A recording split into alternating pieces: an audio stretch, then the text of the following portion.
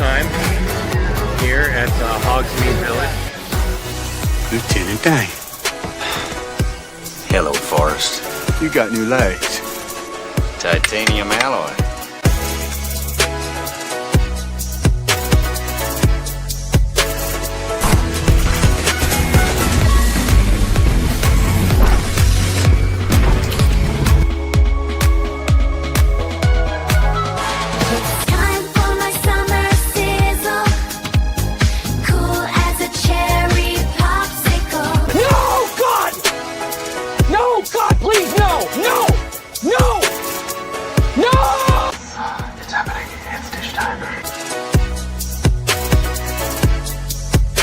Always wanted to do this in front of you.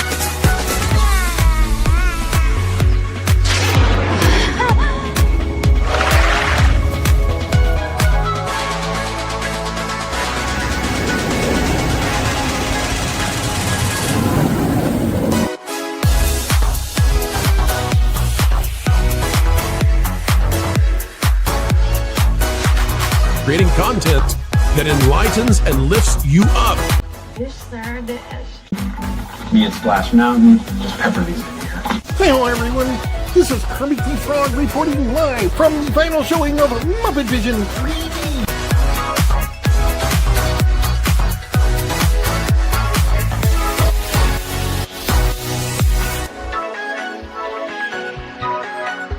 Right? God, I missed our daily dishes. Yes, indeed.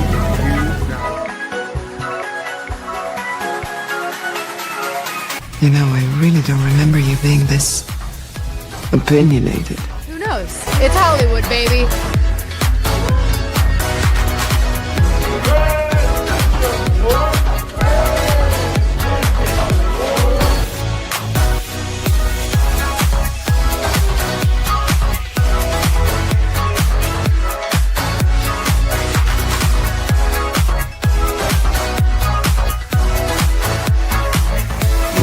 Ladies and gentlemen, it's time for the dish!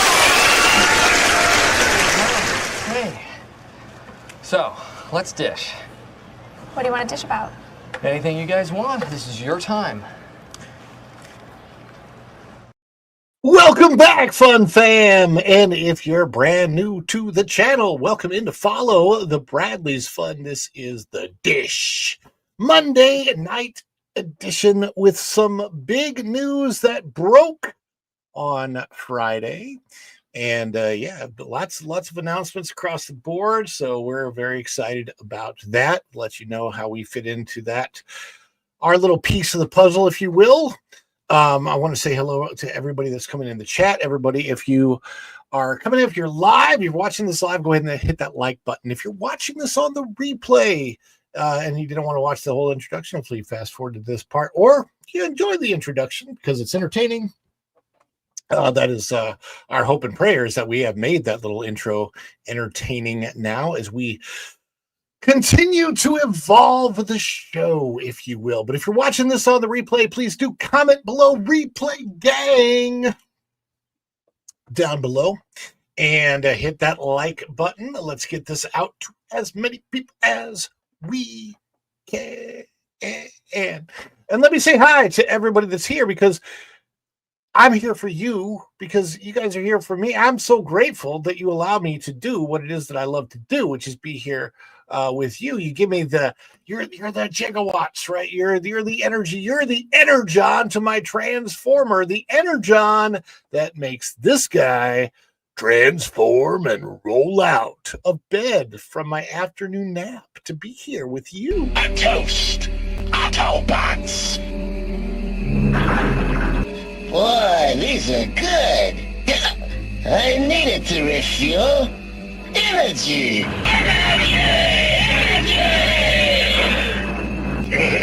This stuff's the greatest.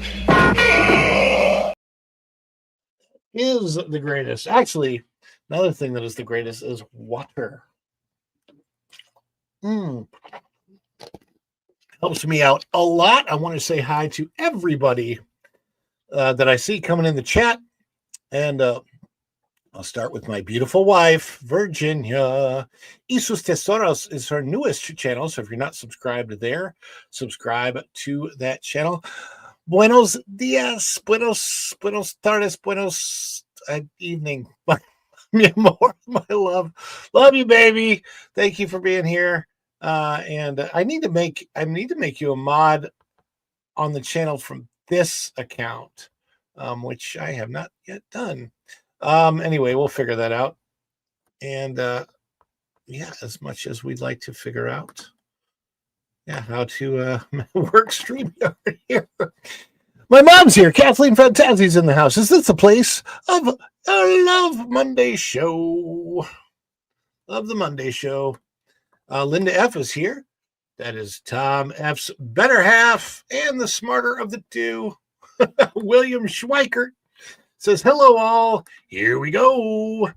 And Linda's saying hi back to William. Hey, all from Tom, who's backstage. He'll be out here in just a minute. Dan's Life Kingdom, keeping me up to date all day on the outage. Oh my gosh, huge outage, huge story. We'll get to it and see if I can find some resources for that one. Strings and Pucks is also here and also backstage. He says, hey all, part 2, Electric Boogaloo. Electric Boogaloo. For those people that understand the breakdancing reference. I was the captain of my breakdance team in junior high school. I helped started it. Pretty sure my name was Melting Ice or something like that. I don't know. Anyway, I was there. We actually won some contests. I could really break dance back in the day. I try to do that now, and I will literally just break things. So that's not good. And everyone's saying hi to each other. Cohen Shogi is in the house over on Tom's channel. I think he's watched over there. And Tom and Linda and Go. And Jeremy. Let's see. I see Jeremy there. Tom, Jeremy. My beautiful wife, Virginia. Y sus tesoros. Oh my gosh. Dan says, are you guys ready to soar across America? We will be covering that as well, Dan. And I'm trying to see if anyone new is coming in. See if I missed anybody. Need to learn more Spanish. Is there a way we can do a word of the stream? Oh, there you go. Baby, put a word in and we'll learn a new Spanish word every single stream, and then we can put them together later. I'll let my beautiful wife put the word in the chat and we'll figure it out. Going Shogi says all my Spanish is kitchen Spanish, so it's about 97% dirty words. Energy. That's right. Gotta have that energy. Oh, hey, they're back. The purple boxes are back. Good. There's my mom's here again. Yeah, baby. Word of the day.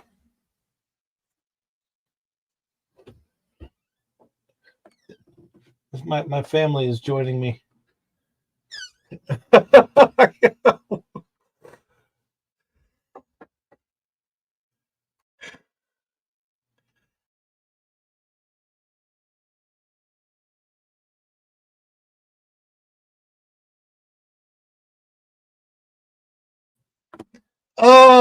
And Tom says he broke dance once and broke his arse. William Schweiker says, at Virginia y sus tesoros. Hola, señora, ¿cómo estás? Hola, señores. Señora. All right. And we got to start bringing people in. Bringing the people in. Let's see who we got.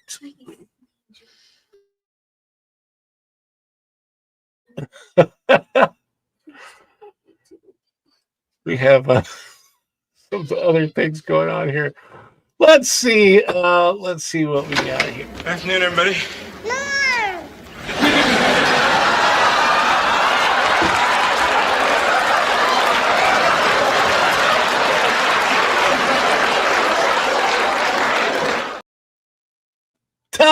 Tom. Howdy. Good evening. How art thou? Okay, Juliet, I'm doing good. Wherefore art thou? Deny thy father and refuse my name. Really, I will. Just pass me the wine. I want to get over with it already. You know, I don't know that a rose by any other name would smell as sweet. Sometimes things get their names because it's part of what they should be. I don't know. Although another meaning for the word rose is just a bunch of things lined up. So, and that doesn't really necessarily smell sweet, especially if they've all been eating Taco Bell. So you never know. It depends. Yeah. How good that air freshener is. That is true. James All Day is in the house. What's up, Ron? Hey, James, enjoyed your comments on X today. Just let you know. Saw those. And it looks like somebody else might be knocking at the door.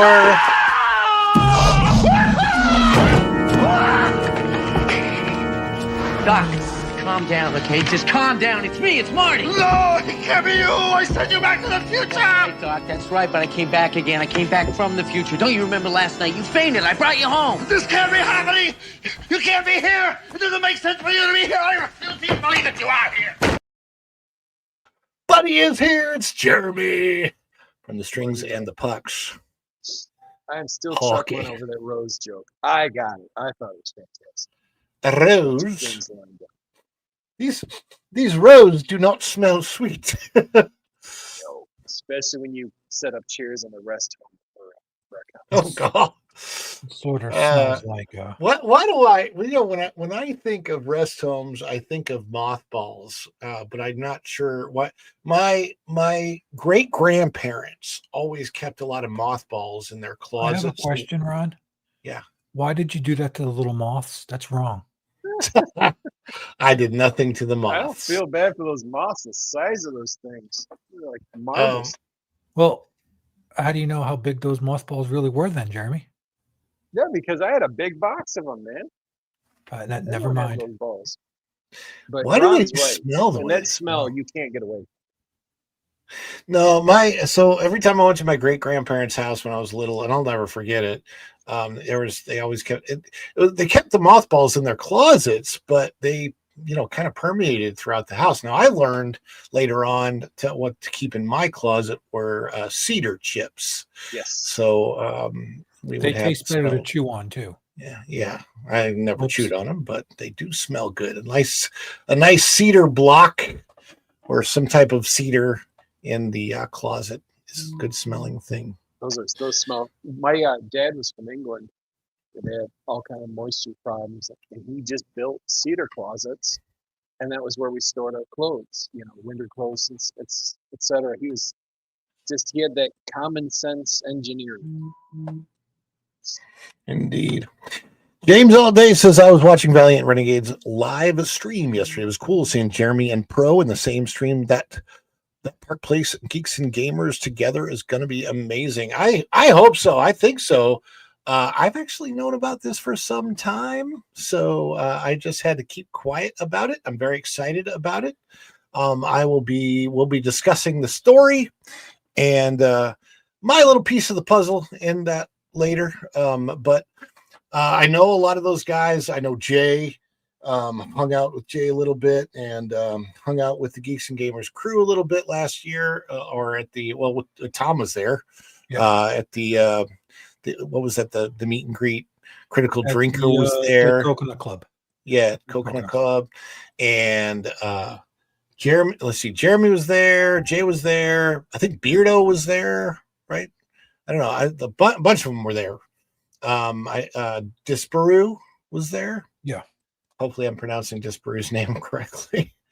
But yeah, it's weird for me specifically because I still mostly think of myself as just a fan of all those guys. I've been watching Jeremy with Geeks and Gamers for years, since well before 2020, 2019, 2018. I don't know how far they go back, but and certainly Critical Drinker I've been a fan of for years, and Nerdrotic Gary.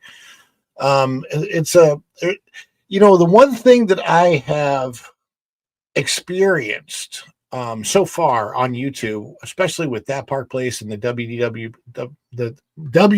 Pro himself and the Pro Gang, if you will, some of the greatest people I've literally ever met in my entire life, and I'm not kidding.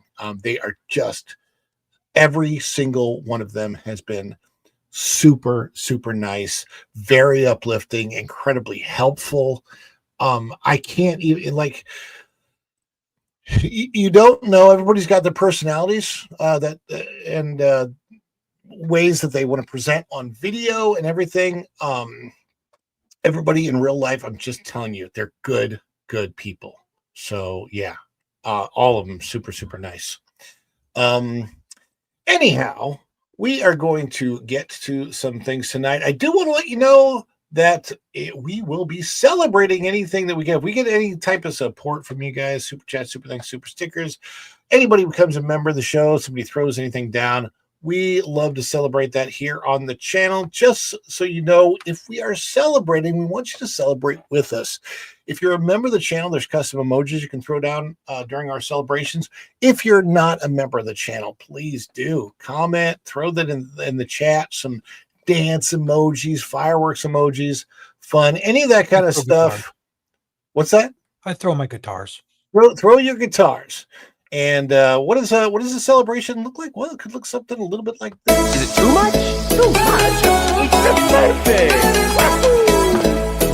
Oh, this is just the best of my scene.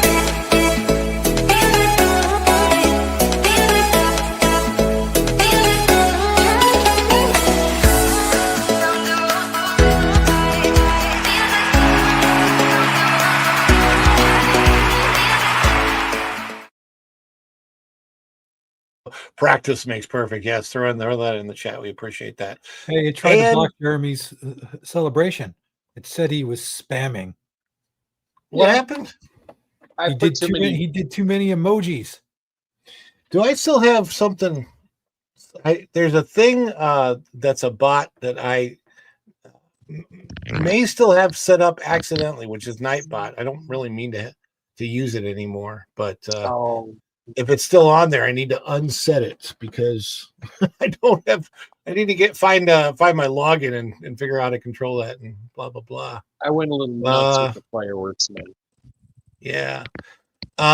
So all right, we're gonna start off the show as we always do on Monday nights by reviewing the weekend box office numbers. So guys, just get ready for this. Lowered expectations. There they are, the numbers. I hope your expectations are low. What's that? They're so minute. They're so minute. Tron Ares fell 67%. Good. To have a domestic gross of only $11 million against $180 million budget, plus extra costs for reshoots, plus marketing, plus we don't know, but probably close to $350 million at least between production and marketing costs. Looking at a break-even point somewhere between $650 and $700 million at the worldwide box office. It has not grossed that much. No change in the amount of theaters, 4,000 theaters. But when you look at the titles of the things that are in the theater right now, it's Black Phone 2, which is understandable. That's a horror movie for Halloween. I'm not a fan, so it's not something I'll go watch. Tron Ares is something I kind of want to go see in the theaters. Maybe if I have a chance and I have time on a Tuesday afternoon, I want to spend the $5. I don't really want to see it for the story. I just want to see if the special effects are any good. I've heard different things. I've heard that they are ASS, and I've heard that they are. The effects weren't bad. Will you go to I might have premium seen this format for roundabout that? way. I will not go to a premium format. I do not. Honestly, premium formats have just outpriced me. $25 for a movie? Come on. I'm sorry. It's just there. It's an incredibly rare occasion that I would pay for a premium format screen. I can tell you a fun experience that I had, and that was watching the Mario movie in 4DX with my family. That was worth it because so much of that movie as a game is like being in the game and on a ride, kind of. Rainbow Road must have been awesome. Yeah, it was super cool. Had a lot of fun with that one, but yeah, just not really. Hey, look who's in the chat. It's just Nita. She's here. What is up, just Nita? Good to see you. Hi, Nita. Good to see you. We all need Anita. Yeah, so it's just, I will tell you, does anybody else think that this is maybe the single most disappointing box office year since like pre-pandemic? I mean, yeah, when we came out of the lockdown, what's that? Close to it. Yeah, when we came out of the lockdown era, we didn't expect much for 2020 and 2021. Obviously, 2022, we're kind of just getting back into it. But then by 2023 and then last year, 2024, things should have actually been building up to better movies. And we're getting just worse and worse and worse. What is One Battle After Another? That's a Warner Brothers movie. Is that the Leonardo DiCaprio thing? Movie. I will not go see that. That's the Antifa movie, DiCaprio. Oh no thanks. And it's 43% drop, took it down to only 3.8 million. Wow. What happened to Leonardo DiCaprio's Titanic days, right? Then you got a movie in the water. His brain. I guess the door just wasn't big enough for his career there, Ron. I guess. Demon Slayer Kimetsu no Yaiba, the movie. That's awesome. I've heard good things, and it's up to 131 it's a million. good movie to watch. As it's the highest thing on the chart that I'm seeing, not from this last weekend, but overall, outside of The Conjuring Last Rites from Warner Brothers. But The Conjuring has a fan following, so I kind of understand that. And I'm not one of those fans, by the way. Again, I'm just not really much up on any of like horror movies. It's not really my thing. Bad Guys 2 still in movie theaters, 82 million so far. Really? That's impressive. What's the hold on that? Like 3 months? It's been a while. And my son loved it. Great movie, so fun. Both Bad Guys movies are really fun. Oh, The Fantastic Four is still in movie theaters.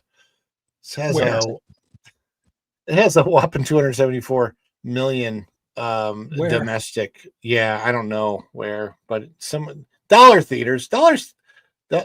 There's a movie on here that I can't even say the name of. How is that even titled that way? Anyway, the weekend box office, and it yeah. Wait, just Nita, which movie was that? Tron? Is that the one you were talking about? No, I think she was talking about the one with the DiCaprio. Oh, the DiCaprio. Hard to say his name without mentioning like your head flying off. Sorry, okay, Weapons is still there. Yeah. Anyhow, that's the numbers, and the numbers they continue to disappoint. I can't imagine any of the studios are super happy. Disney in particular, though, 7 flops. 7 out of Disney. 7 flops. Captain America. I still can't believe that was all this year. Can you run through them real quick? Just because I forget like Elio exists. Okay, so Captain America: Brave New World, right? Flopped. Snow White flopped. Big time flopped. Cost the studio $350 million. Twice. They tried to re-release it. Oh, yeah, that's right. It flopped twice. Like a dead fish after you pull it back out of the water. Then Thunderbolts flopped. Let's see. Oh, thank you, William. I appreciate that. Well, brother, I hope. At least he's saying we're better than Tron and Ares. Yeah. Let's see. I don't know if that's an insult or a good thing. Elio is 4. Yeah. I know there's more. I'm probably going to miss something. Elio's 4, and Fantastic Four. First Steps is 5. It flopped. Tron Ares looks like his flop is 6. But which movie am I missing that flopped? There's another one out there that did okay, Lilo and Stitch. But there's another movie out there that I missed. Deadpool and Wolverine did okay, but all those problems. That was a year ago. That was a year ago. And that was yeah, they've been wiped out, man. And plus, I think Ryan Reynolds got some of that. I'm not sure how much that was all Disney or not, but wow, yeah. Remember the movie Lucky Number 11? I don't remember what that was about. I just remember it was a title. Wasn't that a horror movie? I think. No, it was an action movie. I thought it was an action movie. I don't know. All I can tell you is that there are a couple things that are 3 potential box office savers this year. Zootopia 2 would be one. Avatar, Fire into Ash. Maybe another. And then the Wiz follow up. What's it called? The Wizard. Oh, the Wizard of Oz. Wicked for good. Wicked for good. Yeah. So, which actually, friggin' name. It's funny if you think about it, Tom. It could be the name of a documentary about Hollywood. Wicked for good. Because Hollywood is pretty much wicked for good. So yeah. I think that's where we are at. I have a whole bunch of stories to Five Nights at Freddy's releasing in December. Bad marketing. Yeah, Five Nights at Freddy's. I don't know how it's going to do in December, but maybe it'll. Should have came out now. Yeah, I do not get why it's not out. I would have gone to the theater to see it in October. I loved the first one. Makes me want to eat people. Makes you want to eat people. What? Yeah, like alive. Kind of same thing. Oh, okay. Make them into pizza. Dude, I know you're on a diet, but seriously. Who? You can get fiber another way. I get fiber from celery because celery, it burns more calories to eat than it contains. See, it's nothing but a punishment all the way around. No, I love celery. Celery tastes great when you dip it in peanut butter. Celery is good for is to sop up the. It's a great chaser for buffalo wings. The wing sauce when you have a whole bunch of buffalo sauce that's really good. That's about it, man. No, I'm weird though. I've actually kind of always liked celery, so I'm not going to deny that, Ron. I like celery. There's 2 peanut butter snacks that I've always liked that are somewhat healthy, and that's apples and peanut butter and celery and peanut butter. Did you do ants on a log as a kid? What's that? We call it ants on a log. You do celery on peanut butter. Oh yeah. With the raisins, yeah. Yeah. I mean, I've had it. I'm not a big raisin fan, but I like cranberries better. Dry cranberries. What do they call them? Like the raisins singing to you? Come on. Man. What's I heard it through the grapevine. They're grown in the California sunshine. Oh boy, those. Those. Was amazing. Oh my gosh, that takes me back. I have such nostalgia for all the good content that we used to get when there was a lot less content. Why is there so much more content now, but it's so much more crud? Oversaturation. I get more out of watching documentaries that send me to sleep than I do most things that are put out at the box office. Soups and Chinese dishes. Oh yeah. Yes, indeed. Claymation Christmas. We should do that. That'd be fun. I haven't done a watch along really. I'm sure you could do it. Let's see if we can move on to news. It's not exactly breaking, but we're gonna put it in breaking.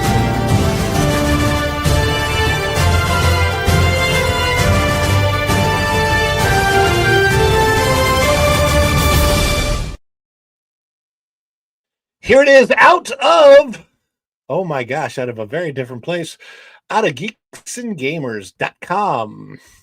Here it is, the story of the day by Jonas J. Campbell. That There's the website, geeksandgamers.com. If you want to read the whole thing, go, you can. And by the way, the same story is posted at thatparkplace.com.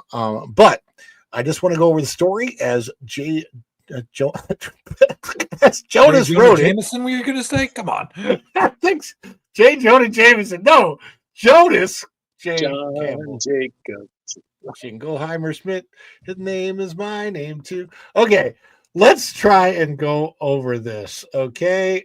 We can and try. Here it is. Geeks and Gamers. That Park Place and Geeks and Gamers are combining. And what does this mean? It means we're teaming up. That Park Place is teaming up. That Park Place is proud to announce on Geeks and Gamers we're joining forces to bring you even more news and coverage with a heavy dose of 199 thrown in. A brief history of That Park Place. That Park Place was founded in 2021 to cover theme park news, travel, and entertainment and be the home of Scooper WDW Pro.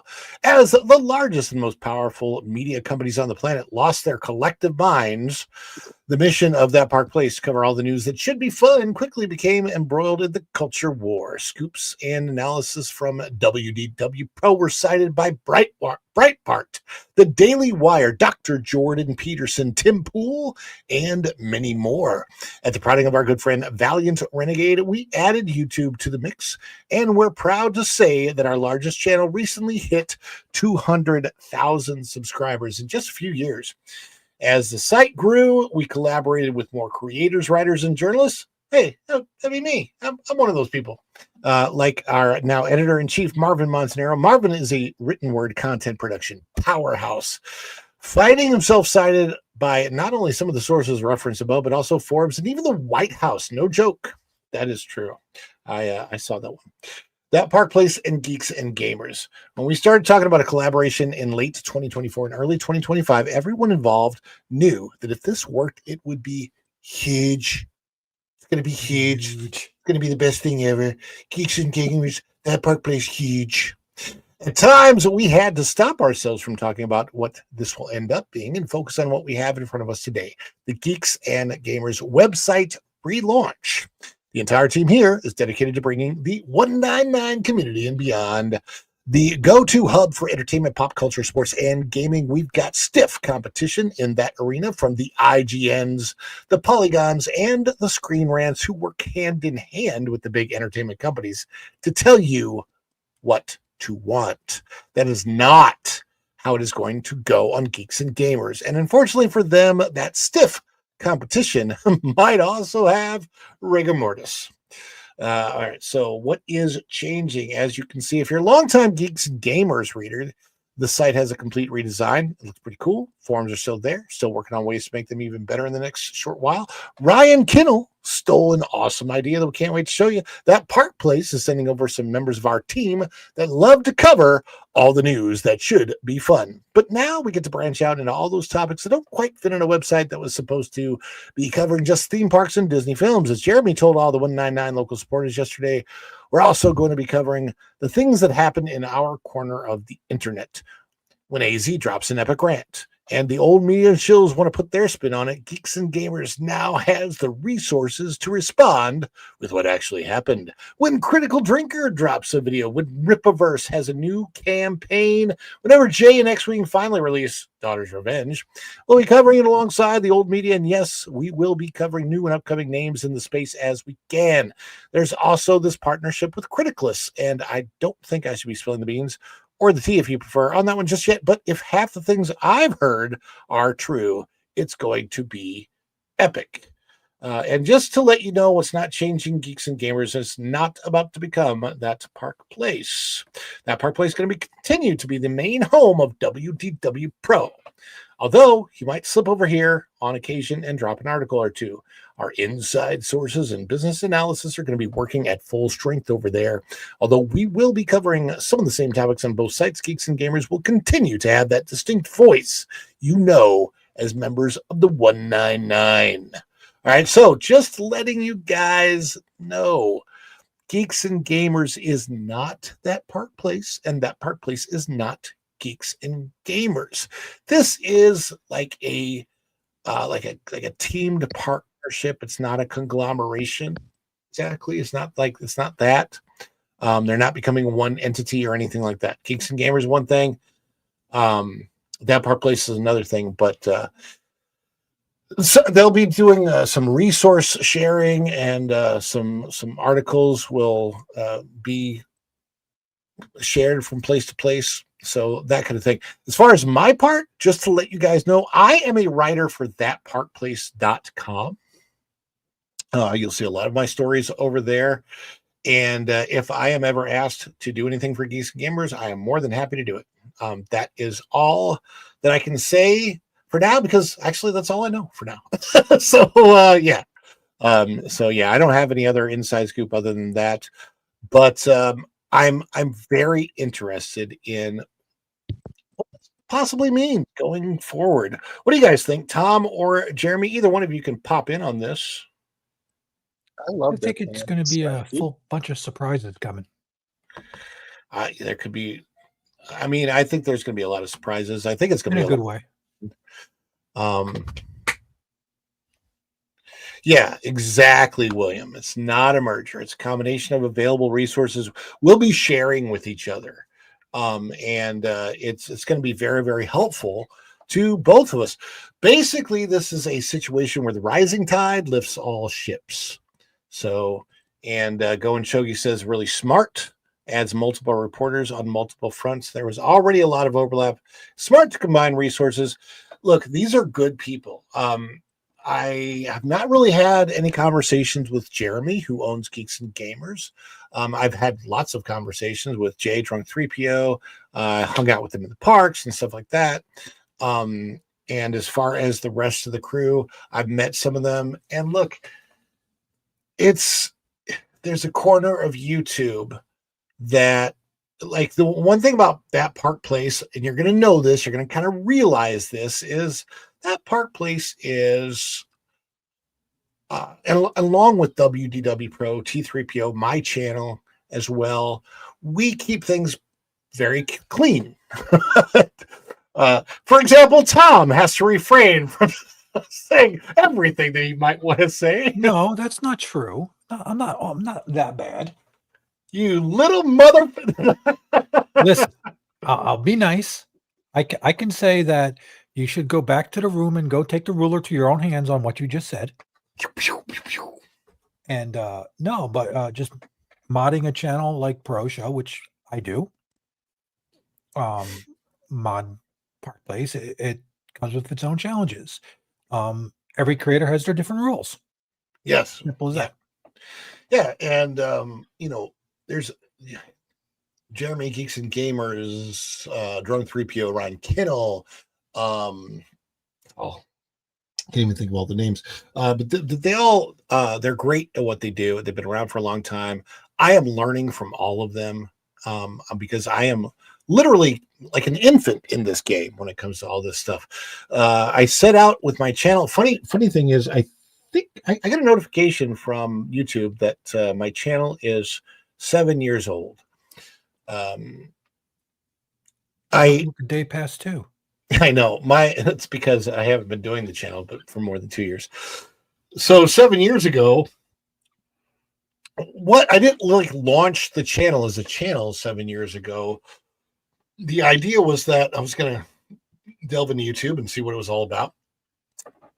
I don't know when I posted my first video, but Follow the Bradley's Fun was really just going to be kind of a pixie dust type channel, really just going out and showing. I think the first video I had was from SeaWorld, not Disney.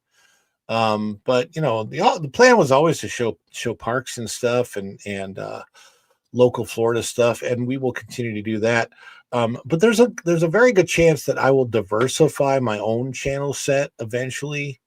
I just feel like I don't quite have enough subscribers to really do that yet. And that's why I have a playlist on the channel where my playlists are very much divided up into, this is our family vlog content. And then this is the news and commentary content. Both contents are on the same channel right here for now, but eventually those two things will probably divide up. And I'm not sure Whether this channel will mainly will change. If this channel stays being like where the dish is, the name of the channel here is probably going to change, and the new channel would probably be called Follow the Bradley's Fun. But I don't know. Ron, in case you didn't know, advertisement event creators now have advertising. Well, shoot. I will look at my settings, William. I appreciate that. Once I start the show, there's nothing I can do. I've been meaning to ask Vash Sky about that and figure out exactly how to do the settings so advertisements are not popping up left and right. I apologize for that, but yeah, I will. I will check those settings when I have the opportunity to. I just can't do it during the show, unfortunately.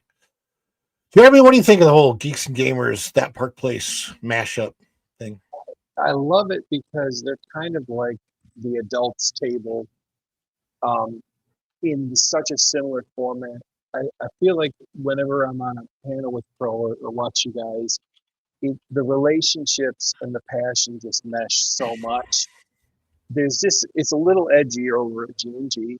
I've watched Sunday Afternoon Tea with Az and the guys, but at the core of it, just like you love the glory days of Disney and the glory days of the parks, and that was kind of Pro's premise of the glory days of Disney. That crew is so passionate about the comics and the video games and kind of that core we grew up in the 90s where everything just felt perfect. The movies were amazing, the comics were amazing, everything was just exploding, and then it got derailed, and they really they go to these movies hoping they'll be better. Disappointed, but hoping. Look, nobody wants to go to a movie. Nobody hopes for a movie to fail. Nobody hopes for anything in pop culture to fail. Nobody hopes for a theme park ride to fail. Nobody hopes for a theme park land to fail. We don't want that. Star Wars Galaxy's Edge, to me, is so disappointing because every time I step into it, I see the potential for what it could have been, because they did a good job on what it is, but what it is feels like Star Wars fan fiction. And I have issues with that. It was supposed to be Tatooine. It was supposed. Right? My understanding is that it was supposed to be Tatooine.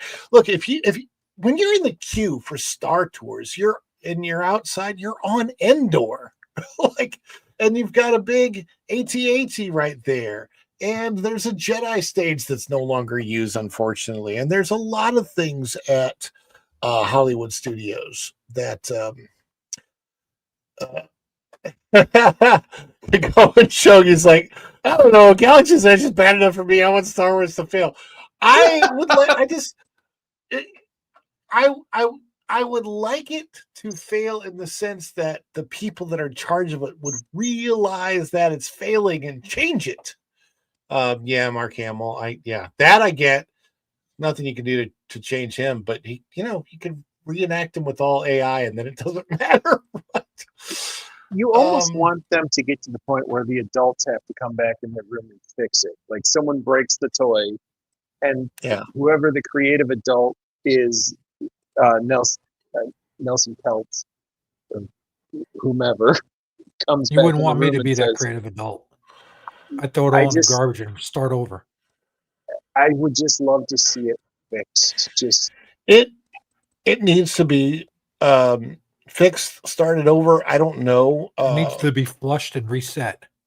They're redoing the original. I think they could do that. I think they could redo the original. I think they should start. I don't know exactly how you do it, but you could recast everything and start from the beginning. We've got, the older people. Carrie Fisher's unfortunately no longer with us. Hamill and Ford are both up there in age. Ford anything Ford does now, it feels like he doesn't want to be there. Like for me, when he was doing the Red Hulk, it's like, I don't want to be here. I don't want to be here. I mean, and he even basically says that in his interviews when he's doing press tours. Yeah, I showed up for the paycheck. Thanks. Who shot first? You or Greedo? I don't care. I don't care. Yeah. I would have said I don't remember the script. This is a very unfortunate statement here. Disney has so far gone. Whoever starts preparing it couldn't do it in one tenure. Yeah, it's going to be really, really hard. It's really, really hard. However, I have a ton of Disney news to get to, which I'm not going to get to all of it in this show by any means. But I do want to cover a few Disney stories tonight. So yeah, Okay, William says you might be out when you see this first story, Tom. You might have a couple things to say about it. William says, I don't necessarily want Star Wars to fail. I do want Iger to replace KK and replace her with someone that understands what Star Wars is and make Star Wars that is in keeping with the George Lucas vision. Who is that going to be? Because we know it's not Dave Filoni anymore. Jon Favreau would be great, and I don't think he wants to do it. So, a reboot of Star Wars. Now. Oh god. Zenair says a reboot of Star Wars will never capture the magic that Lucas caught. That's probably true. And Jeremy says, yep, first movie especially was a passion project. His ex basically made sure that Darth Vader wasn't killed. Yeah. Didn't she edit the movie? Yes. So they were in the editing room and she said, you're about to kill the greatest villain in the universe. So she convinced him to take footage of Darth Vader and the TIE fighter and just spin it like a record and just voiced over. Because originally Vader was supposed to have been destroyed. It was a full movie start to finish when they destroyed the Empire. And his ex made that decision, and it sounds like that's who needs to run Star Wars. George Lucas's ex-wife. She needs to come in and run Star Wars. And no one talks about her. She gets no credit. I don't even know, James, how much associated he is with Disney right now. But you know what I need to figure out how to do? Because Pro does it really well. He's got endings to these stories where he just pushes a button and it ends it. I don't have that yet. So I got to figure that one out. Anyhow, I do have, though, a beginning to my next story. And it goes like this. I have news. What type of news is it? Well, to be perfectly frank, it's bad. Maybe if you tell me the bad news in a good way, it won't sound so bad. The bad news in a good way. Yes, I can do that. Oh, well, here goes. Wait till you hear this. The bad news in a good way. Well, I don't know if there's a really good way to make this the news that should be fun. Bibbidi Bobbidi switches to gender-neutral costumes after controversies by Ronnie Bradley out of thatparkplace.com. This is a good example of the writing that I do for thatparkplace.com. Bibbidi Bobbidi Boutique. There it is. This picture is a picture that I took of the cast member who was there in that. Cast member is in a role that was formerly known as a fairy godmother in training. Does that look like the outfit of a fairy godmother in training, or does that look like the outfit of perhaps a railroad conductor? I don't know. I compared it to like a construction worker. The Bibbidi Bobbidi Boutique in Magic Kingdom has recently undergone a wave of changes, not just to its prices and packages, but to the overall experience and even the costumes worn by cast members. This once beloved princess makeover destination has long delivered magical transformations from young girls dreaming of becoming Disney princesses, as well as for boys hoping to become valiant knights or princes. They can't become kings because we had a No King's Day, so that'll never happen. But they perhaps could become princes. Many fans now feel that Disney's latest updates have dulled the sparkle of this iconic experience. It could also be Disney's answer to a recent controversy surrounding the once iconic park destination that exploded on the internet. All right, so here's some of the changes. Bibbidi Bobbidi Boutique. The offerings happen. Let's go down a little bit because we're going to talk about this. The costume change that sparks questions. One of the most noticeable changes is the look of the fairy godmother apprentices that were formerly known as fairy godmothers in training. Their costumes once featured whimsical blue and purple gowns that matched the fairy tale theming of Cinderella Castle. Now apprentices wear simple, unthemed attire. White button-down shirt, light blue vest, blue pants. There you can see what the cast member looks like in that outfit. Yeah. And yeah. Many guests have criticized the new look as bland, unmagical, lacking the enchanting flair that once defined the experience. Disney has not, and this is important, Disney has not publicly explained the change, but some speculate it may stem from the controversy from Disneyland in 2023. Disney's Bibbidi Bobbidi controversy. In August 2023, an ex-user posted a photo of a male cast member with facial hair dressed as the fairy godmother apprentice at the Disneyland boutique. AKA says in this post on X, Disney has bearded men in dresses working at the park now. Yeah, there is the initial post. And you can see the dude with the mustache wearing a dress. That post went viral, receiving more than 1 million views. Supporters praised Disney for its inclusion efforts, but many criticized the company for exposing the children to what they saw as confusing messaging. Look at this guy wearing, and that was the outfit, and the only outfit available for the workers at the Bibbidi Bobbidi Boutique, because the workers were supposed to be female because they were supposed to be fairy godmothers in training. If that doesn't was even there when I bought my granddaughter there, none of you'd be seeing me right now. Yeah. This is wow. Yeah, I don't think he looks like a, well, I don't know. Some might say he looks like a fairy godmother, but if it was the cafeteria, you could get by with it. I wouldn't. No. Lunch No. lady. I wouldn't. No. My granddaughter would have been hiding behind me, going, "What's up with that?"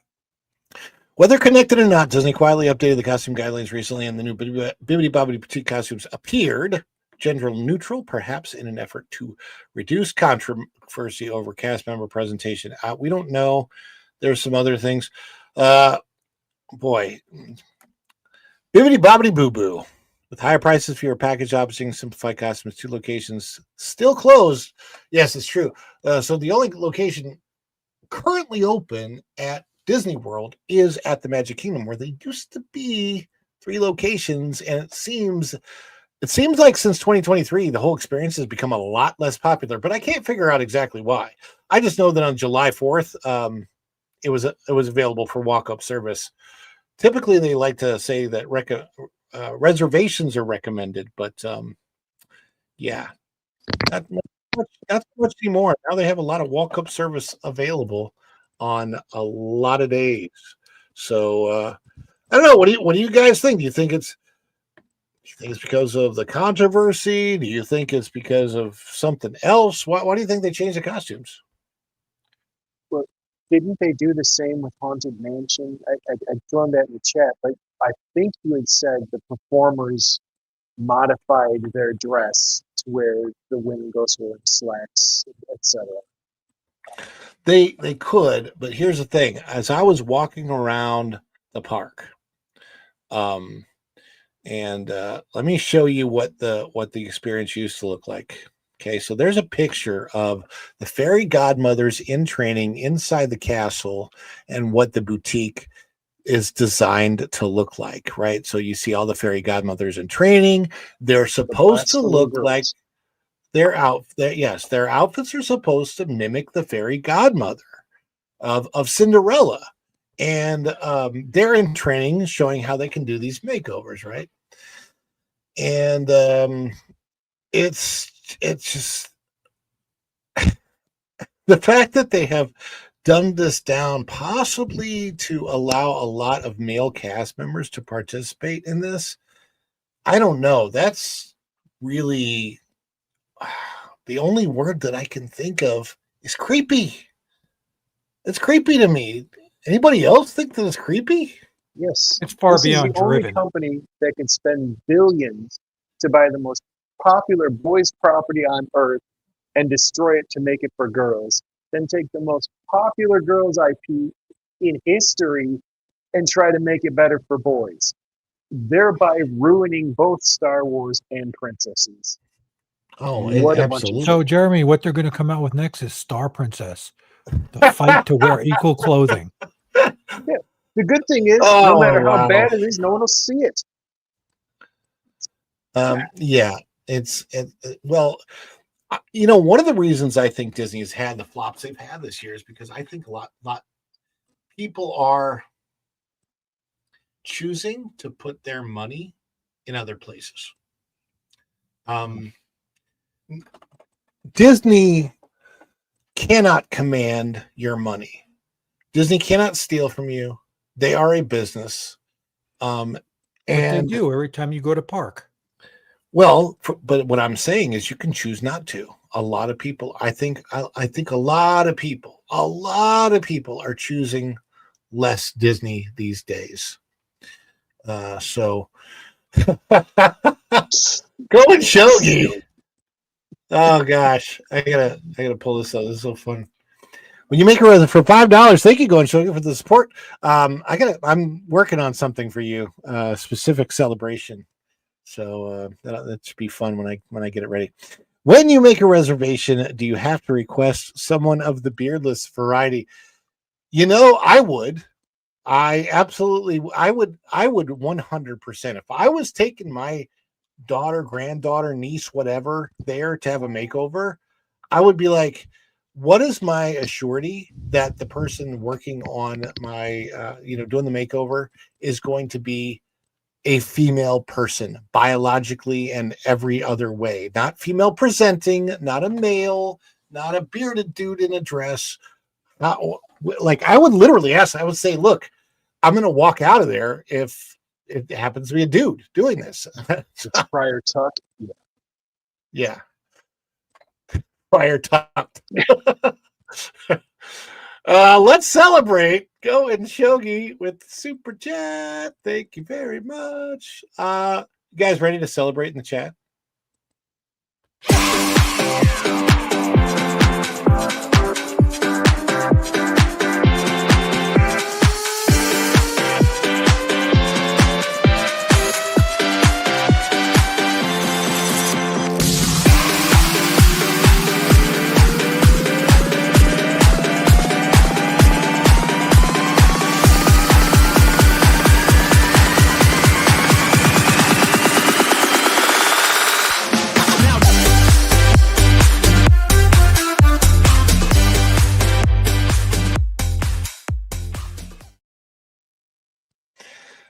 I saw this one up here. I thought this comment was also very poignant by our good friend William.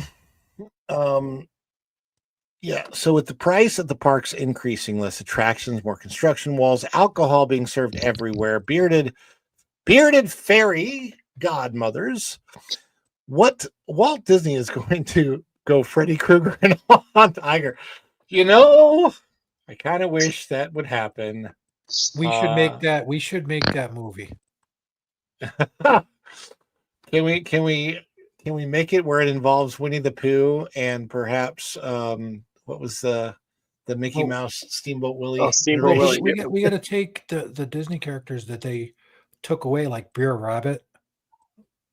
Yeah, come back possessed by Walt. Yeah. Whenever Chucky, Walt's face becomes public domain. Well, we don't need to use Walt's face. Five nights at Disney. 3 days at Disney because the nights are too expensive. Yeah. Problem is, you can't have an animatronic murderer at Disney because it'll just. That's right.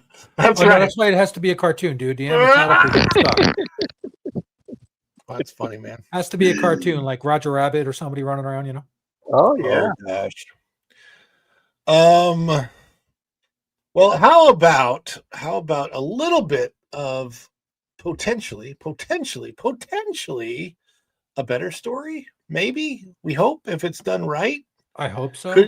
Could it possibly be? Let's check our. This was breaking news today, so I think we can get the right graphic for it. Here we go.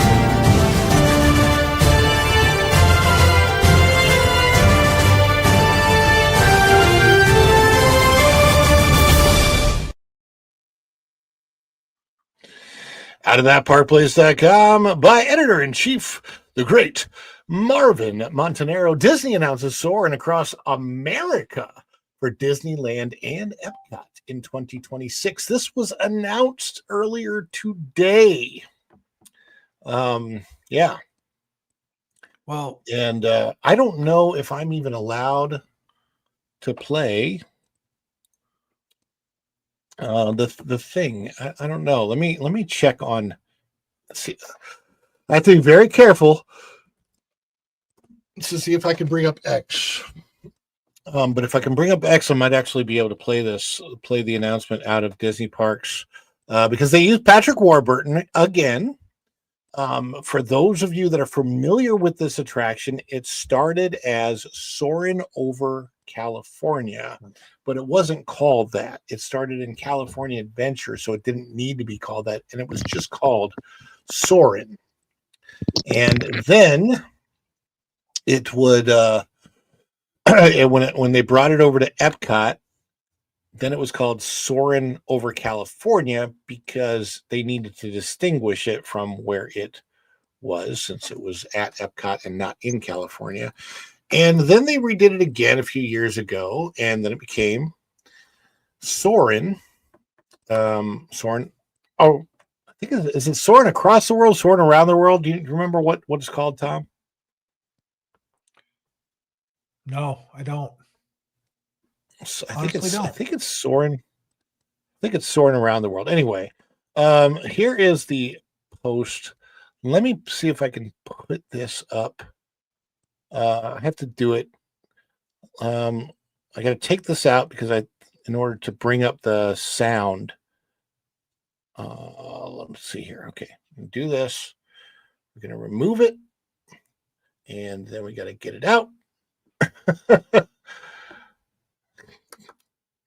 All right, let's try this. And we're going to share the tab audio. And I'll put this on the screen.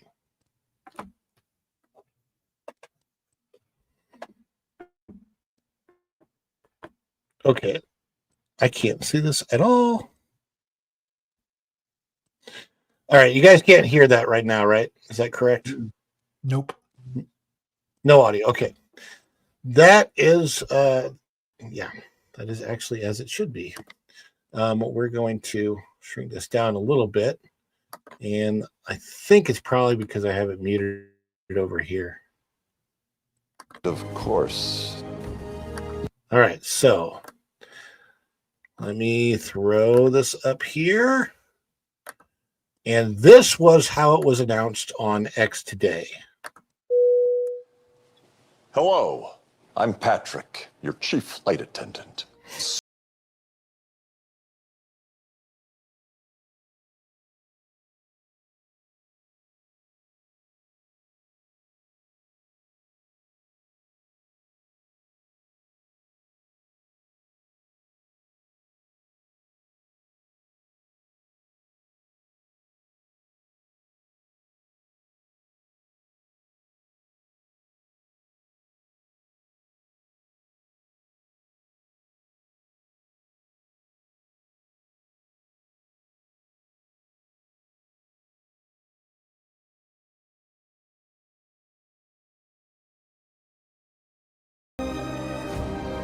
Happy 250th, America.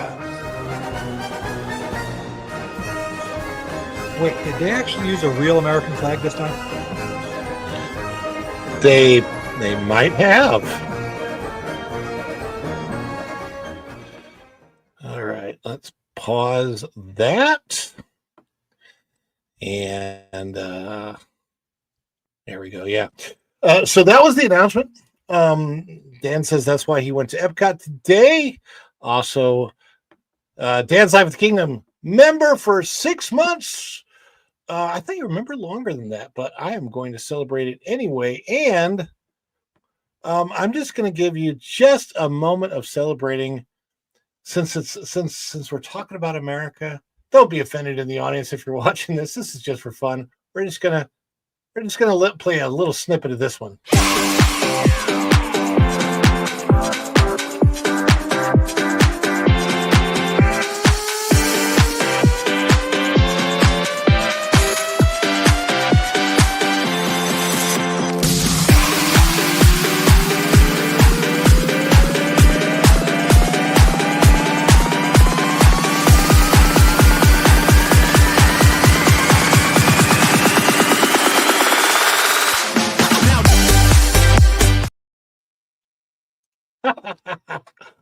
Oh, yeah. Celebrating Dan's life at the Kingdom. Nice work, pal. The funny thing is, I remember when I was watching that earlier on X, I was like, hey, we have those ears. So I don't know where they are. I don't know where those, yeah.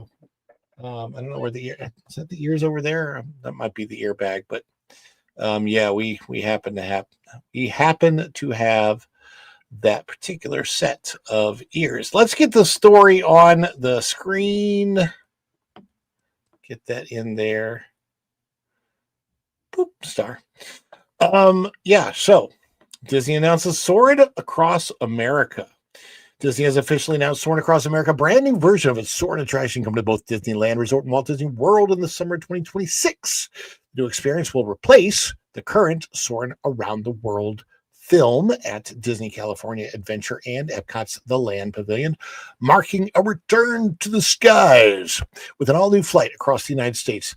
The announcement was made through the official Disney Parks blog, accompanied by details from Walt Disney Imagineering about the project's scope and connection to America's upcoming semi-sesquicentennial anniversary celebration. I think that's what it's called, the semi-sesquicentennial, which is really hard to say. Bicentennial was so much easier. But that was 50 years ago. How has it been 50 years since the bicentennial? I am just flying through life. You know, yeah. Yeah, I'm just not going to go there with the age thing because we're about the same age. And yeah. Yeah. It just happened, man. Woof. Soaring across your lifetime. Soaring Across America will invite guests to take flight over some of the most iconic natural and man-made landmarks in the nation. According to Disney, the film will showcase more than a dozen breathtaking U.S. locations, seamlessly stitched together into one cinematic journey that celebrates the beauty and diversity of the country. So what they're going to do probably is just a flyover of all the No King's Day rallies. I was thinking they were going to go back to the Summer of Love and show things burning. Yeah, right. I highly doubt they'll do that. I did see that it looked like they were filming. I think I saw something where they were filming the Everglades in Florida. So I don't know. You know, the normal stuff anymore because the rivers of America are gone. So yeah, you can't do the rivers of America anymore. They are out the door.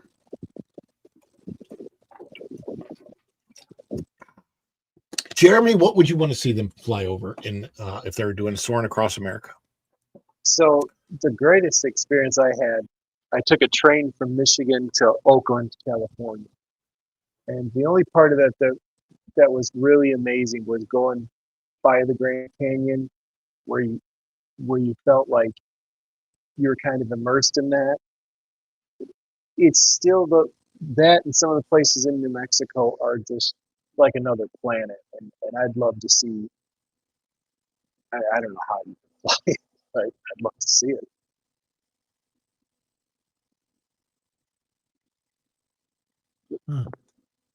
Where'd I go? Did we lose Ron? Oh, I don't know. I thought I did something wrong. No, you're here, man. You're live.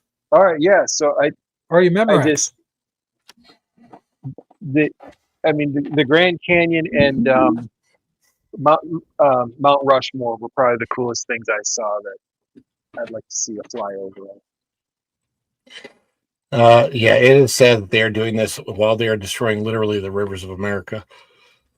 Flyover Area 51 would be interesting. Flyover Mount Rushmore. Now I highly doubt they'll do Mount Rushmore as much as they should do it. It's one of the most American icons ever. And if Disney did it, I'm sure they would feel like they were creating some type of controversy. The Stories Matters group would be involved. I want to see the St. Louis Arch because I'm from St. Louis. Oh, come on. Actually, I'm not going to say I could anything. I go don't want for to see that. anything from New Jersey because it always smells there. So Yeah, I want to see the pollution in New Jersey from an airplane. The reason why I think St. Louis Arch is so iconic is because of the part of history that it represents, which basically is the opening to the frontier. I'm surprised there never was any kind of a St. Louis Arch somewhere at Disney World, to, because that represents opening to the frontier land, but it doesn't fit right with the time period on the one hand, but on the other hand, it is the gateway to the West, if you will. Oh yeah, the American Bicentennial. Jimmy Carter was president, and we had long lines to gas pumps. Yeah, that part of it definitely sucked. But I would the peanut too young farmer. to really remember. It was the following year, 1977 was the first year that I actually went to Disney, because during the bicentennial, for the majority of the year, I was 4 years old. I still remember it though, which is weird. And then after That means you haven't had enough to drink, Ron. I don't think. Ever? No. I think I just broke Jeremy. Oh, Jeremy's broken. He'll be back. He will be back, I hope. For Disney, I wish upon a star that story matters. When you wish up. Why? I'm Jiminy Cricket, and I want to know, what do you wish? Well, Jiminy, I wish that the Stories Matter group would go away, because they really take away from the things that matter in our stories. True that they do. Yeah, the Grand Canyon, Statue of Liberty. I hope that they include Arches National Park and Delicate Arch. That would be kind of cool. You gotta have some beaches. Yes, bending the statue. They don't bend. The Eiffel Tower doesn't bend that much anymore. You could technically have how many Eiffel Towers are in the United States? There's one in Vegas, but I think there's a couple others in different places, aren't there? I'm not 100% sure. I've never really paid attention to that. I know there's one in Vegas, and I've been to the top of the one in Vegas, the Eiffel Tower there. It's very short compared to the Eiffel Tower. Did you yell out FTF? No. What's that mean? What am I supposed to yell out? FTF? I'm not going to say it on your stream. Friday night fights. No, that's not it. It's probably something else. No. Yes, the bending of the Statue of Liberty. I'm sure you got to include the Statue of Liberty. I think they should have the Statue of Liberty in Metropolis with Superman flying by. Newhouse Bruce. I'd love if somehow they went over and actually showed Dollywood or Universal. That'd be comical. Oh, that would be amazing. They won't do it. It would be. They could show. God, I wonder how they would do Yellowstone. I'm sure they'll have Yellowstone. You got to have like the iconic geyser Yellowstone in there. Plus, they are doing a version of Yellowstone with Piston Peak. Aren't there two Statues of Liberty, one in New York and one in Vegas? There's a Statue of Liberty in Vegas that is part of New York, but it's really small. It's not like small. You can go up real. Yeah. What's really funny about the arch is that it is 630 feet tall. Well, I'm sorry. I'm reading this from William. This is really funny. With all your different jobs, I'd be surprised if you weren't a builder of the Eiffel Tower in Vegas. No, I was definitely not a builder of the Eiffel Tower in Vegas. I did work at the top of the Stratosphere in Las Vegas with a nice view of the Eiffel Tower out the window I thought you there. jumped off of that I did tower not in bungee. Vegas. I never bungee jumped off of that. When I bungee jumped, it was at Liberty Land in Memphis, Tennessee, and I've only done it one time in my entire life. It was a blast. I have it on videotape. I was 20 years old, I think, but it was fun. It was fun. It was actually from a crane. That's how they had that bungee jump set up on a crane. So, about 200 feet though. It was pretty cool. The thing that I like, so when it comes to that kind of stunt stuff, I enjoyed skydiving, but not the part that most skydivers enjoy, which is the free fall. I actually enjoy being under the parachute more than the free fall. So I think that I would enjoy whatever that thing is called, where you have the parachute up already and you jump off a cliff. Paragliding. Yeah. I think I like paragliding. I've done that from the back of a boat too, like running along. Parasailing, yeah. Parasailing, paragliding, yeah. And if and I then, did that, my luck, a shark would jump up and bite me.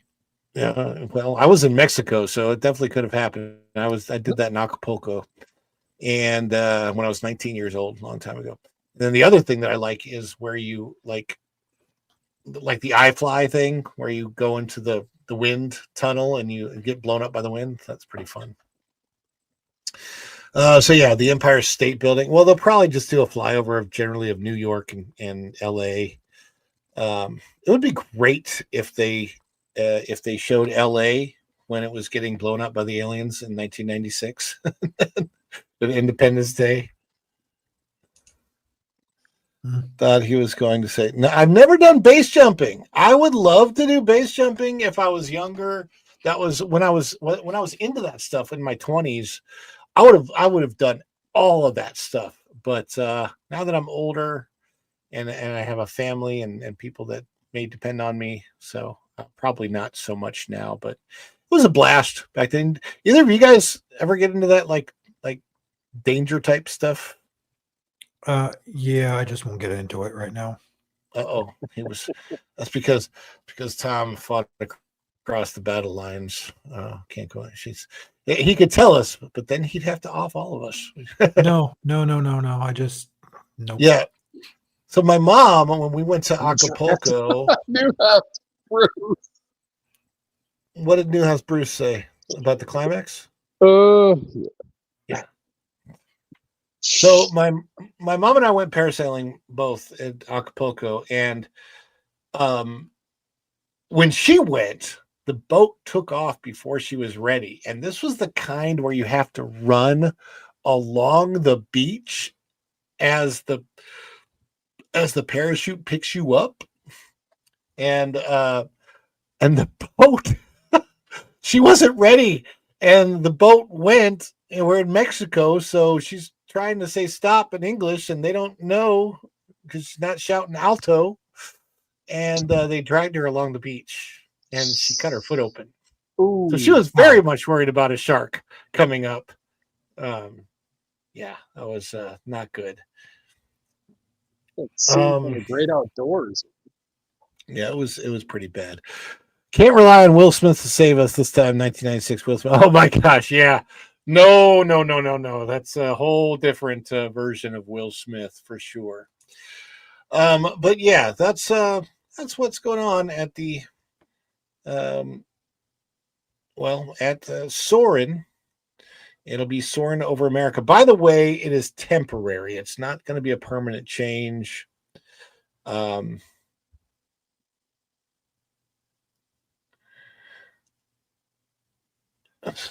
I'm trying to see if there's anything else that we need to. Disney says each filming location was meticulously scouted and planned. Creative team describes the project as a love letter to the American landscape, designed to transition fluidly between coastal beaches, mountain peaks, sprawling plains, and bustling city skylines. So, yeah. But again, no specific locations confirmed, and it will be it will be limited. So here's AI. Let's just call well, it out there's a ton of CGI in the current Soarin'. Oh yeah. There are entire scenes that are nothing but CGI in the current Soarin' over America, like the India scene where they go to the Taj Mahal. Everything in the Taj Mahal scene is completely. They weren't allowed to film at the Taj Mahal, so they had to create it with the AI or with CGI because it was pre AI. How do we get this up on this? Why is my thing not working the right way? Wow. There we go. That's what I wanted. Couldn't get that. Couldn't see it. All right. So, is it permanent or is it for a limited time? A point of confusion emerging from the announcement concerns whether Soarin' across America is a permanent replacement or a limited time offering. The official Disney Parks blog makes no mention of a time limit, presenting the attraction as a full nationwide celebration. However, in the accompanying announcement video, actor Patrick Warburton refers to the new version as a limited time sea to shining sea itinerary. That is Patrick Warburton. The single phrase sparked debate among Disney fans. Some interpret it as a confirmation the new film is a temporary overlay tied to America's 250th anniversary, while others believe the limited time line was simply promotional language rather than a definitive statement of duration. But historically, Disney has alternated between temporary and permanent Soarin' updates. For example, Soarin' over California returned to both coasts in recent years as a limited engagement before reverting to Soarin' around the world. Given the large-scale filming effort and dual park rollout for Soarin' across America, it's possible that Disney intends this to be the next long-term version, but the company has stopped short of making that explicit. My guess, if I have to guess what's going to happen to it, is they're not going to want to keep it as Soarin' over America, at least at Epcot, maybe in California. I don't know. Now that they'll have 3 versions of it, they can just switch them around as they want. But the reason Soarin' around the world works so well at Epcot is because Epcot is the place where you go around the world and visit different countries, and you have representations of those countries in the film. So, especially like Paris and France and stuff. What do you think they'll do, Tom? You think they'll keep it all the time, or does it really? Nah. They'll rotate it. They'll rotate it. I think they'll rotate it out just because since it's about America and Disney is not exactly. They're going to rotate it out after the year. Yeah. Think so, Jeremy? Rotate it out? I honestly think it's going to be such a disappointment that they'll yank it. They're not putting money into this. They're not putting money into anything. Oh, that's a good point. So yeah, if it's disappointing, then it might last. I don't know when it's supposed to start. I had heard that they were starting it this Veterans Day, and then it's actually going to end July 5th of next year or something like that. I don't know where I saw that, but I feel like I saw that somewhere, but I have no idea. That's speculation. Do not take that as anything other than with a grain of salt. The whole summer under that scenario, that makes no sense. Yeah, I don't know. The Magic Kingdom should bring back a 360 film of America. I remember those days. American version should be a July special. Yeah, they should run it June and July every year, right? Yeah. But yeah, that's what's going on with Soarin', and I think there's one more story that I wanted to cover before we send people over to the pro show. Yes, there is. There is one thing. By the way, I know we haven't covered this in the show today. I was working on a story earlier for that parkplace.com about the outages today, but it was a big thing. So for those people that are wondering, Dan's Life with the Kingdom knows this because he was out there. The outages caused problems with My Disney Experience app. It was a huge outage of the Amazon. Tom, what was it called? The Amazon Web Cloud System? AWS. The AWS. AWS is Amazon Web Systems or Services. It's basically all the back end for servers. In real layman terms, it's a cloud, but it's not. It's basically a whole bunch of server farms around the world. Right. And so a lot of businesses use it, and there were outages from, like, I think airports, right? Like airlines were having trouble booking. Everything was affected across a whole bunch of different industries. Yeah. From crypto to apps that use It the was thing to run worldwide. stuff. Yeah. I tried to research this and it was so over my head.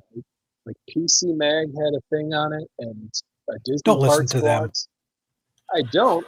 I couldn't believe how many people were chiming in on the ramifications of this thing.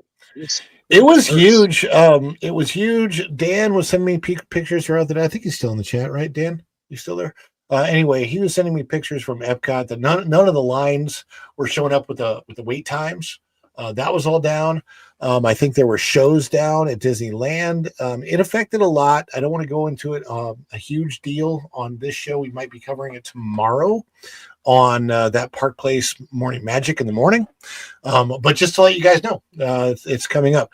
What I do want to cover is a story that I wrote and we put out today on thatparkplace.com. And this is definitely the story where if you're going to be going to Hollywood Studios anytime soon, definitely go in. Lowered expectations. How low can they go now? Oh, they're going pretty low. Disney quietly removes the iconic Hollywood Studios arch way after 36 years. That's 36 years. Huge icon of the park. It was younger than the Rivers. What do you think? What do you make you think it had a chance? No. So this picture is a picture that I took of it a couple weeks ago, before it went down. Wow. And this was the most basic that it had ever looked. You'll see some of my other pictures in the article here. This is out of thatparkplace.com. Bookmark it if you haven't bookmarked it yet. This is by yours truly, Ronnie Bradley. The historic archway leading into the former animation courtyard at Disney's Hollywood Studios was removed overnight between October 17th and 18th, 2025. The arch had stood as a nostalgic gateway for 36 years, debuting with the park on May 1st, 1989. Aerial photographer Bio Reconstruct posted photos of the demolition on X, writing simply, Gateway Arch in Disney's Hollywood Studios, demolished. And there it is, a picture of the construction wall that used to have the arch right behind it, and now it's gone. Later followed up with additional images showing the courtyard from above during the teardown process. And if you look at these pictures, you can kind of see where the arch was, and I think there's a closer up one later on in the story. Why was it there? Why an archway? Well, originally the archway probably displayed the name Disney MGM Studios, modeled after the kind of architectural gateway you see at classic Hollywood studio lots in California. Symbolized a transition from theme park into a real working studio environment. And that wasn't just branding. When the park opened, it truly functioned as a working production facility for live action TV projects and animation. I took this picture of it. This is actually after they had decided, well, they had separated from Disney MGM, but they hadn't changed it yet. So this was December, I think it was December 17th, 2006. 2006? No. So that's right. They changed over in 2008. So it was actually still MGM Studios in 2006. So yeah, December 2006, it was the Disney MGM Studios still. You can see the magic of Disney animation behind it. You can also see in this picture in 2006, how busy the park was. I mean, this was basically how busy the park always was in the first decade of the 2000s. The archway represented a gateway into the heart of Disney animation history. Passing through it felt like stepping into Hollywood in its golden age, where filmmaking came to life right before your eyes. Changed over the years. You can see there was an iteration with Disney's Hollywood Studios, and then of course Mickey popping out of the O in the studios. That's such a cool sign. Yeah, it was so cool, and now it's gone. This is interesting. I thought Disney's most confusing park theme. The removal of the arch is symbolic of an even bigger story. Disney's Hollywood Studios has always struggled with its theme. From the start, the park grappled with an identity crisis. Was it a working studio, a tribute to classic Hollywood, behind the scenes look at movie making, or a showcase for Disney's latest blockbuster franchises? Over time, original attractions like the Great Movie Ride, Backlot Tour, the Magic of Disney Animation were removed or replaced, while IP-focused lands like Star Wars Galaxy's Edge and Toy Story took center stage.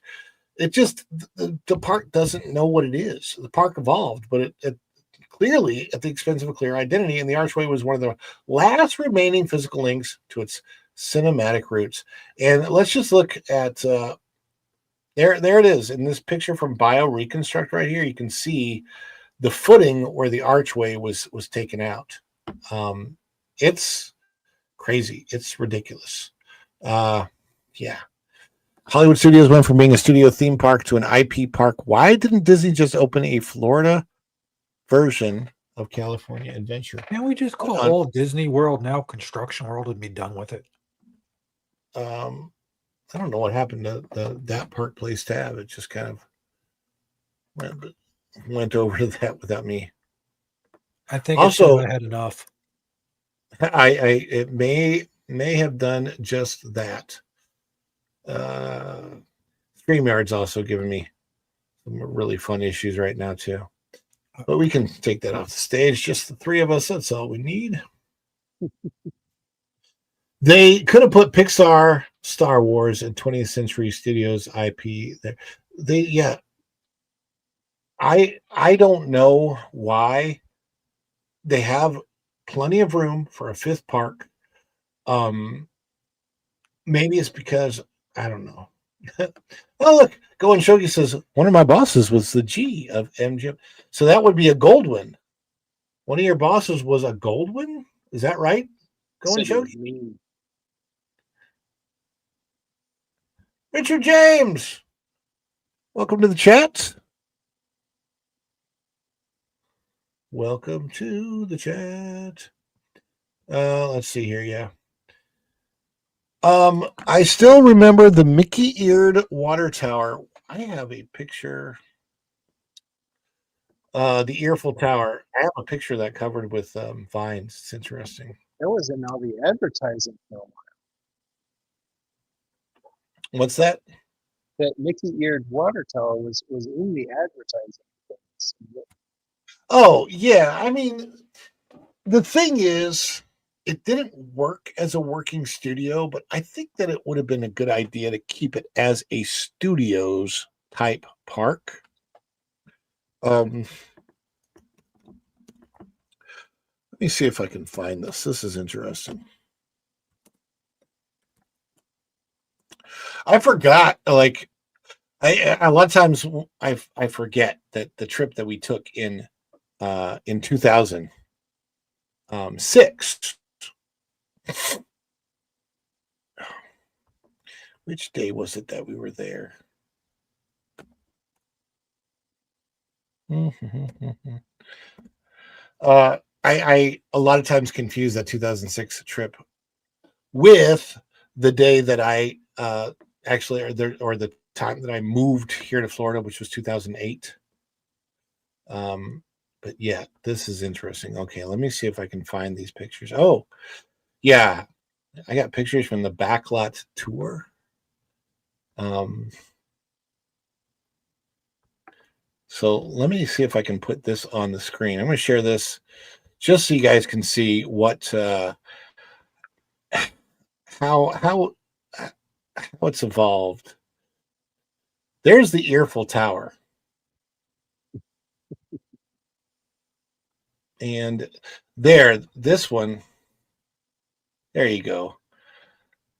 The Disney MGM Studios, when it actually had the water tower, the Earful Tower covered in vines. It was so cool back then. Yeah.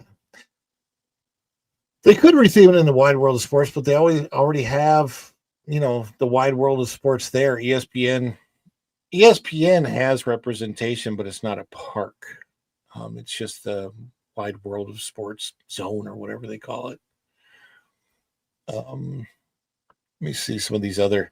So it was such an interesting. I loved doing the Backlot tour.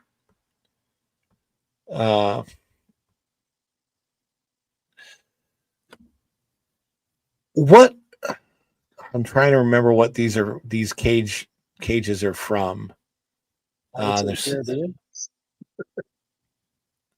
It might be because they have the skulls on them, and they're all made up of what looks like bones. Looks exactly like them This from is part this two. is from Who Framed Roger Rabbit. Remember that was the thing that sprayed all the dip on everybody. Oh yeah.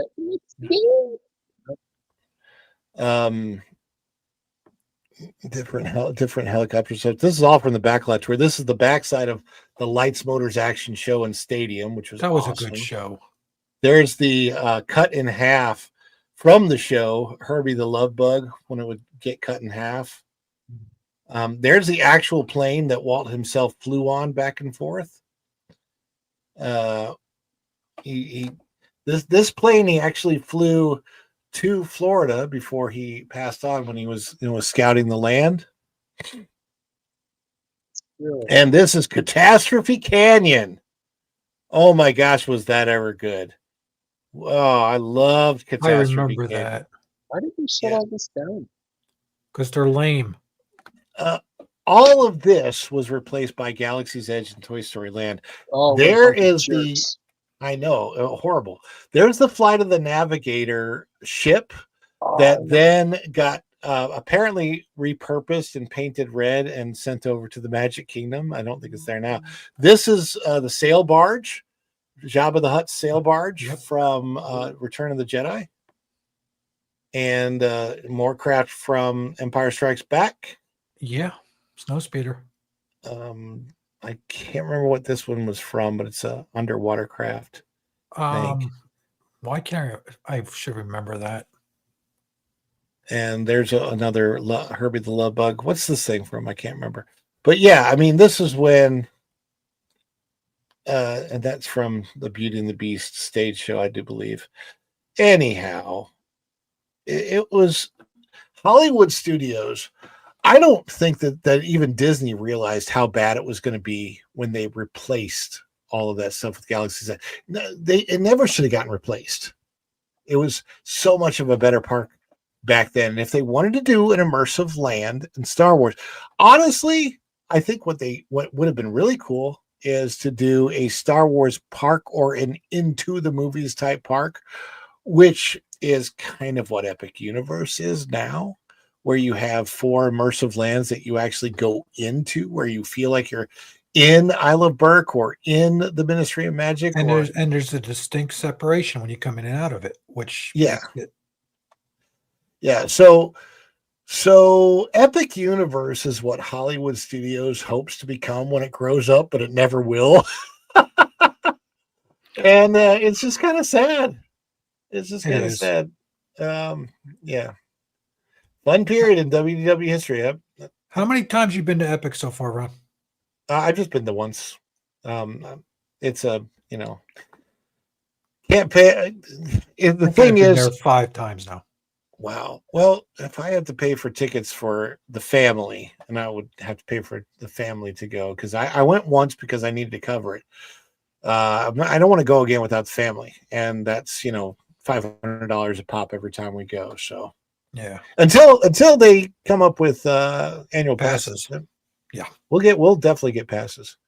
Toontown would have been perfect for Hollywood Studios. I think they had Toontown and Magic Kingdom for a little bit, but that changed. There's so many things that they could have done different, and they just did it. But let's see what we got here. We have I didn't even see this super chat. Richard James, greetings from the JFK airport, back from London with 2 more family members. Thank you for the support, Richard James. I'm so glad I caught this super chat in there. Let us celebrate. Let's see. What do we got here? It's towards the end of the show. Who wants to do the let's celebrate all of the support from Going Shogies 5 to Dan's Life of the Kingdoms member chat for 6 months, and Richard James coming in with the 5. Greetings from the JFK airport. We are going to celebrate you all Guys, get ready. Celebrate with us in the chat. It's going to be a little long. It's going to be fun. Yay, let's celebrate.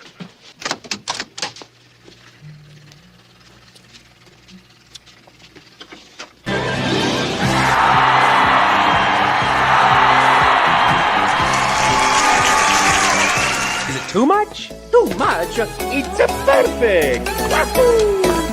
Oh, this is so nice. Give me a break. I couldn't be more excited.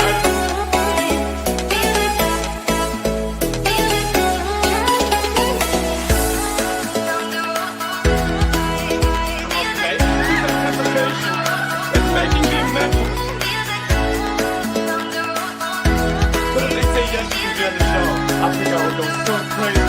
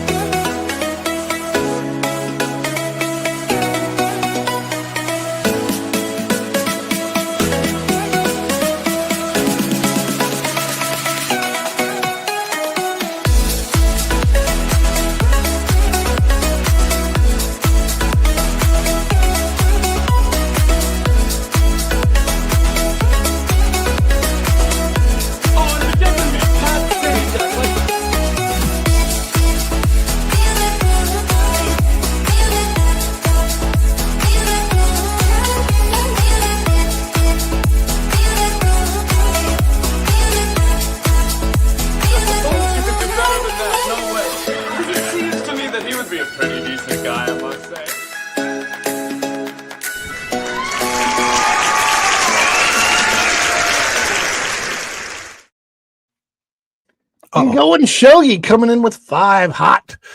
Disney is teaching us entirely by accident to appreciate what we have while we have it. It's a lesson you don't learn until it's gone. That is so true. Go and Shogi. And I think we should appreciate everything we can, especially before it's gone. Clearly, But you wanted more? You wanted more, so we're giving you.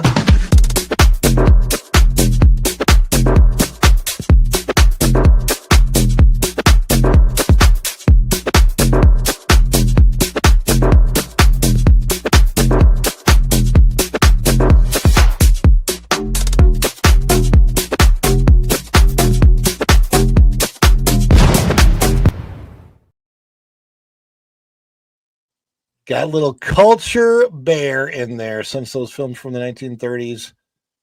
Anyway, just keep it Wizard of Oz and Indiana Jones. People know those movies. I don't understand this. Honestly, James All Day, this is the one biggest thing that I do not understand about Hollywood studios is why they didn't keep the great movie ride and shut it down as it was, but then redo the entire inside with all the new stuff that they had from Fox after they acquired Fox. They spent $70 billion, and I thought for sure spending that much money, they're going to redo the great movie ride, get rid of the Wizard of Oz scene. That's from MGM. I get it.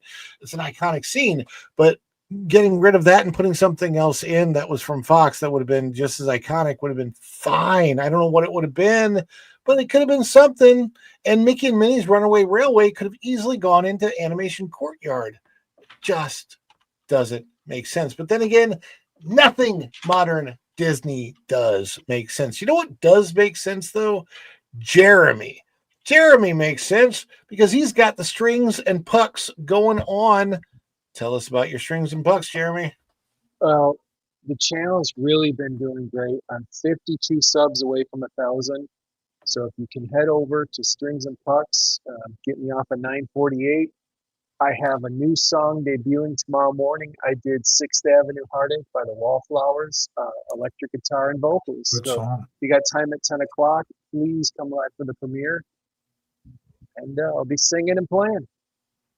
All right, Jeremy over at Strings and Pucks. When you get a chance, go and Shogi. Throw Jeremy's channel link into the chat. You got another super on. I see that. Well, I'll get to that in just a second. Give me a second. Because first we got to give you the floor, Tom. Tell people what you're up to. Well, I'm swinging this wrench around still. Trying to get some stuff planned, but I got some wrenches thrown into my plans. But I'll be showing up at Ron's streams, Lorena's streams, and other people have me, Dadman Walking, and some other stuff. And if I can get on the right schedule, I'll film more rockets because I forgot the last couple of them. Oops. Yeah, was there one yesterday? Yeah, and I remembered when I heard it shake my house. Oh, there you go. That'll do So it. I've got a situation right now where I can no longer, for the moment, watch rocket launches easily because they are working on the balcony of the backside of my building. Mm. And they actually have the entire balcony blocked off. So they've got like ironically, it makes where I live feel like I live at Disney World because there's literally a construction wall in my building. I should throw a sign up on it that says that has a Disney quote. Put That would be Disney really funny. Junior. Yeah, so it's just funny, but anyway, that's the side of the building where I always go watch the rocket launches from. And unfortunately, if I go to the front side, most of where the rocket is going up is blocked, just because of the way that our building faces. So even going to the other end of the building, it's just not enough to catch it really well. So unfortunately, that will be my situation for I do not know how long. But guys, go and subscribe to our friend Tom. Go and subscribe to our friend Jeremy. And stay tuned right here because this is going to go over to the Pro Show, which starts at 10 p.m. And we do have, I believe, a couple of more super chats that are coming in, which was, hold on a second. You got two. Andy W. Got Andy W. I appreciate y'all. Thank you for the 5, Andy W. And another And go and show. Got to reach the goal. What is he? Wait. So you can get some sleep. Got to reach the goal. That's the only one way to go. Yeah, thank you, Go and Shogi, for helping me reach the goal. That's awesome. I appreciate that. I got to figure out some really, really fun things to do for the goal. So I will say this, guys. Getting used to my writing schedule has kind of thrown me off a bit because not at the same time I started. Actually, just a couple weeks before I started with That Park Place, kind of full time as a writer. Also started getting workouts in every single day, 6 days a week, with resting on the 7th day and dieting and all that stuff. As of today, I think I'm down somewhere around 15 pounds and trying to continue on that journey. I got to get back in shape just because my body needs it. And I got to keep up with a 12-year-old boy who's I'm in shape. A lot of things. You're a real Tom. Yeah, Tom's in good round Tom, is a shape. You're not round. You're not even close to round. Yeah. So thank you. Hit that like button, guys. Classic Disney films too. They could have had, oh my gosh, they could have so much, James, all day. I could go on and on about the great movie ride, but I want to thank everybody for being here for those last 2 that came in. I think it was Andy W. Gosh, I tell you what, Andy, we're going to give you a celebration. We're not going to go to the Magic Kingdom or Hollywood Studios. This is what's going to happen. So I think what happened is I went to Epcot. You can go around the whole world, and I had a couple in the Germany section, and I thought I went to China. Anyway, I'm a knucklehead. So we've got that one, and But you wanted more? Let's do one more. We'll keep it.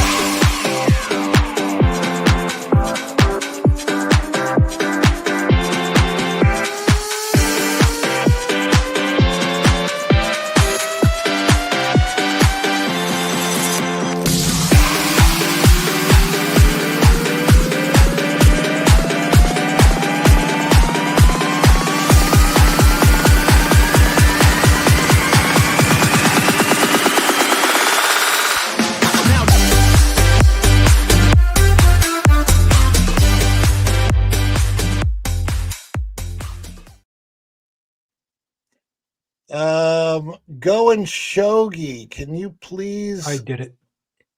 Oh, the link. Did you get it to him? Yep, I tagged Richard in it so you can see it. Thanks, awesome. Al. Okay, appreciate that. Appreciate that. Yes, I got to work on more. Thank you, Richard. I appreciate that. I'm really behind in working on the things that I want to work for to make the dish a better show. We're only doing it twice a week right now, which gives me some more time to work on some of those assets and stuff. But I am working on it, I promise you. Have a tremendous night, everyone. Thank you, Go and Shogi. Thank you, Jeremy. Thank you, Tom. I'm going to take a little bit of a break. I got about 7 minutes before the pro show starts, and I got to get over there. But I want to thank everybody for being here. Thank you so much to my guest, Tom and Jeremy. Thank you so much to everybody that contributed. Andy W., Richard, Go and Shogi, Dan, Dan's Life with Kingdom, everybody that was in the audience. Newhouse Bruce, I see you there. William Schweikert, I see you there. Everybody that came in tonight. My beautiful wife, of course, my beautiful Virginia. Thank you so much, because I couldn't do any of this without her. You have no idea how important she is and how much she does for our family. And she is, I'd be completely lost without my beautiful wife, Virginia. So thank you so much, baby. I love you. And to everybody out there, have a great night. Go over to the pro show. And until then, we'll see you real soon. Bye, everybody. Ciao. This is done, man. Cleans them down to the shop.